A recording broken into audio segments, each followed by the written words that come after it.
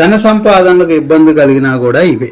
ధన సంపాదనకి ఇబ్బంది కలిగిందనుకోండి, మీకు ఐశ్వర్యకారకుడైన శుక్రగ్రహము కామన్ అనమాట. అది ఐశ్వర్యకారకుడైన శుక్రగ్రహము. ఎవరికైనా సరే నా జాతకం తెలియలేదనుకోండి, ఐశ్వర్య ఫలప్రదాత శుక్రుడు, ఆ శుక్రగ్రహ జపం చేయొచ్చు. ఎవరికి జాతకం తెలియకపోతే మీకు తెలిసింది కాబట్టి ఆ శుక్రగ్రహ జపం చేసుకొని మీ లగ్నాన్ని అనుసరించి ద్వితీయాధిపతి అంటే ధనాధిపతి శని అవ్వటం వల్ల ఆ రెండు గ్రహాలకి గనక మనం సాధన గనక చేసినట్టయితే మనకి ధన సంపాదనలో ఉండే ఇబ్బందులన్నీ తొలగుతాయి. ఓం శం శనిం నమః, ఓం శం శనిం నమః, ఓం శం శనిం నమః. శనిగ్రహం యొక్క అధిష్టాన దేవత. ఓం నమః శివాయ, ఓం నమః శివాయ, ఓం నమః శివాయ.